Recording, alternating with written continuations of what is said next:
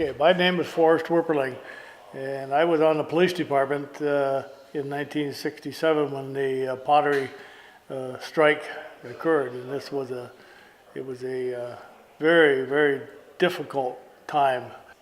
You have to remember, we're back in the 60s, and there was never any training for police officers whatsoever. So suddenly they're thrown into a strike situation with a lot of people, and no one really knew what to do. The mayor didn't know what to do. The chief of police didn't know what to do. Management was after the mayor and the police chief for some time to get out there and do something and limit the number of strikers that could be there. And it was very, very, it was a very difficult situation. At that time, the Wipperling Police Department only had 9 police officers. This is 1967. Remember, when I started, they only had 7.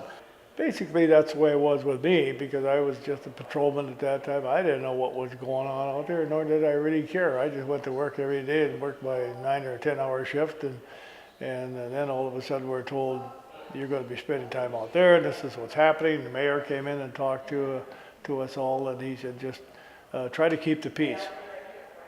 So Impossible. It was impossible to keep the peace. We really didn't know what to do. And we walk out there, drove up to the Pottery. There were strikers up back and forth in the front. And then all of a sudden, this one, second and third day I was there, a big truck pulled up. And it was full of what they call the NFO, the National Farmers Organization. That's a union organization going way back into that period of time. And when I saw them come up, and I recognized a few of them, and they got out of the truck, and now they're out there mingling, and immediately they're pushing into people, they're throwing nails all over on the driveway. As cars drove by, I saw one of them take a jackknife out and scratch the car.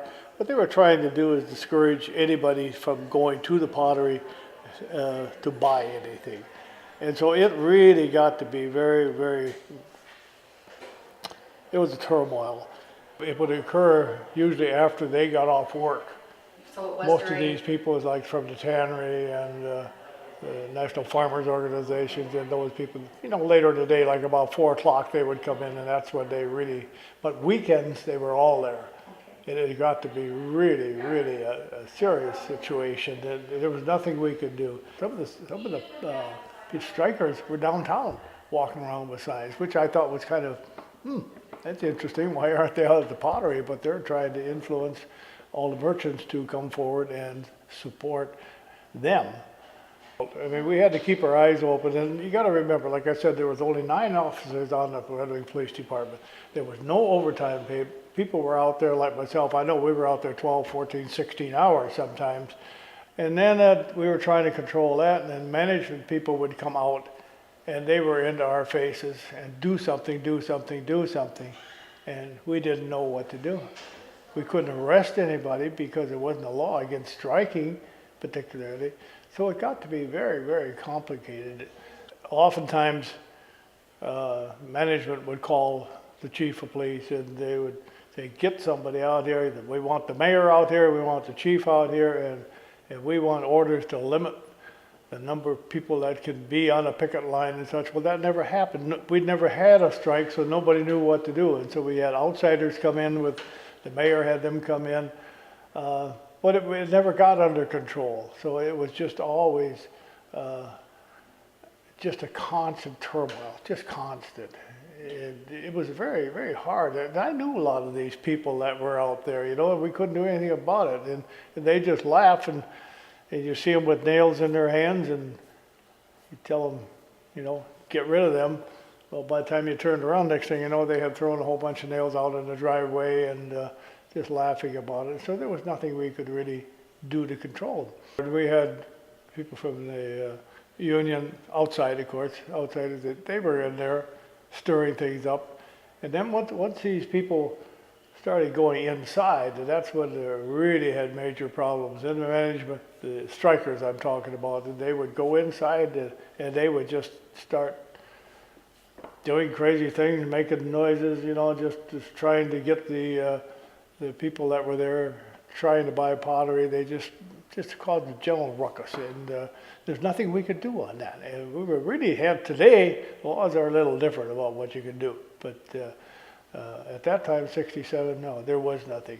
They couldn't prevent anybody from coming in. Okay. The management tried to get us to stop them, and they said, hey, they have a right to come in there as anybody else does. But I always kind of had a feeling that the way things were going and how, as the union pressed on and how management responded to a lot of it, and as time went on, I kind of had a feeling that they were planning on shutting down. That was my own personal feeling, but they did. They used the strike as a reason, but I think it's a possibility that management said time was, because they had a lot of number of people go, some salespeople I was aware of, that they had let them go and take jobs somewhere else. The sales room remained open because they had all the pottery and, warehouses full of it, and so people still kept coming to buy. Then they started doing something different with gift shops and such, but the pottery itself, gone. We did arrest two people, or so, vaguely I remember.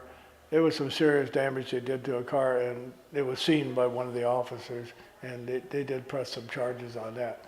But that was, for the most part, as far as physical abuse, people shoving each other, yeah, there was that going on, but nobody really ever got hurt real bad. But some of the customers were complaining that they were shoved and pushed, and they probably were. They wanted us to arrest these people, but I kind of felt sorry for the people. But what I didn't understand is why we couldn't limit the number of strikers, because they were coming in from everywhere. And it should have been limited to the number because it's not that big of an area over there, and you get several hundred rioting people roaming around and doing anything and everything they can to disturb things. It was really, really very difficult, and I just never understood it, but there was never an order for us to arrest anybody unless somebody was physically injured. And that was it. We had the sheriff out there, I believe, several times, but he couldn't, he had even less people than we did, so he wasn't going to put anybody out there. Sometimes it was just one of us in the midst of hundreds of people trying to do damage and trying to get the people listening to the people coming in, the customers that wanted to get in, and they were being shoved and poked, and everybody was complaining. By the time you went home that night, you were so tired of carrying all this, and there wasn't anything. You were just told you can't do anything about it. There was no training, no education, no nothing for police officers, so I did it on my own. I went to university, I went everywhere, and you know that, Lois. I mean, I was gone half the time too, but I could see what was happening. And at a certain point, a few years later, suddenly all the part-time officers and the regular officers were gone. They either had to take specialized training or otherwise. The shoe company did go on strike, but it was only for a few days, and that was not a problem. They stayed right on the sidewalks, right around by the shoe company factory there, and they caused no problems whatsoever. They just held up their signs and said we're on strike. When the mayor finally did come out, and the chief, after a number of days, they finally did get some orders to try to limit the number of people, although we couldn't control it. So it just kind of continued, but as the union and management were starting to have meetings toward the end there, trying to get this thing resolved, and it just didn't happen. It happened like late in the evening. I think the mayor had a meeting and suddenly they just decided, they all walked away, and management then said, fine, all offers are off, everything's off, we're leaving. And the pottery closed.